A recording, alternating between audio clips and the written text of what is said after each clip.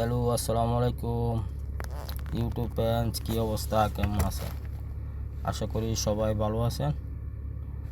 আজকে যে টপিক নিয়ে আলোচনা করব এটা হলো 3বারের সাবেক প্রধানমন্ত্রী বেগম খালেদা জিয়াকে নিয়ে, যেটা উনি লন্ডন থেকে আজ ফিরছেন বাংলাদেশে।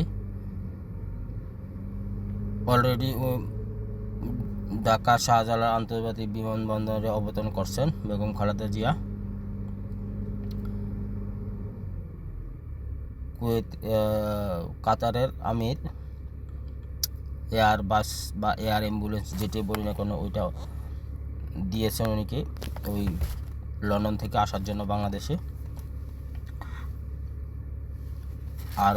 আরও হয়েছে যেটা এখন বর্তমান খালেদা জিয়াকে বলতেছে যে আপনহীন নেত্রী। কেন বলতেছে? এটা অর্থ হইল যে এরশাদ বিরোধী আন্দোলনের সময় 1980-র দশকে এরশাদ বিরোধী আন্দোলন করছে। ওই সময় শেখ হাসিনা অংশগ্রহণ করেছিল 1980 দশকে যে নির্বাচন হয়েছিল ওই সময়। কিন্তু বেগম খালেদা জিয়া ওই সময় নির্বাচন করে নাই এরশাদের 1980 দশকে।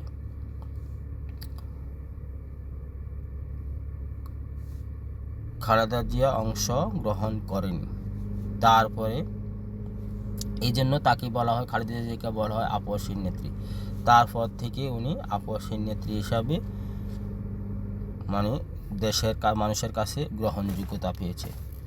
তারপরে 1986 সালে এবং 1987 সালে 1990-এর যে আন্দোলন হয়েছিল, এরশাদ বিরোধী যে আন্দোলন হয়েছিল, ওই আন্দোলনেও খালেদা জিয়া আপসহীন ছিল। 1986 সাল থেকে 1987-1990-এর আন্দোলনে সবগুলোতে এরশাদ বিরোধী আন্দোলন করেছিলেন বেগম খালেদা জিয়া। তারপরে 1991 সালে যে নির্বাচন হয়েছিল ওই সময় খালেদা জিয়া বিজয় লাভ করছে এবং কি হলো ওই 1991 সালে 23টি আসনে খালেদা জিয়া ইলেকশন করেছিল। 23টি আসনেতেই উনি জয়লাভ করছেন। এটা মানে সর্বোচ্চ রেকর্ড যে ওই সময় সবগুলোতে আসনে 23টি আসনে খালেদা জিয়া জয়লাভ করছে। পরে আবার 1996 সালে আওয়ামী লীগ সরকার পাশ করে এবং আওয়ামী লীগ সরকার গঠন করে 1996। এইভাবে পর্যন্ত পরে যখন আবার 2001 সালে নির্বাচন হয়েছিল ওই সময় আবার খালেদা জিয়া পাশ করছিল। পরে যে শেখ হাসিনার আমলে যে 3টি নির্বাচন হয়েছে 3টি নির্বাচনে খালেদা জিয়া অংশগ্রহণ করেন। এই জন্য তাকে আপসহীন নেত্রী বলা হয় এবং আপসহীন নেত্রী খেতাব উনি পেয়েছেন। যাই হোক, দীর্ঘ 17 বছর পর ছেলের সাথে দেখা করতে এবং চিকিৎসার জন্য বেগম খালেদা জিয়া লন্ডন গিয়েছেন। লন্ডন থেকে উনি আজ দেশে ফিরছেন এবং দেশে এয়ারপোর্টের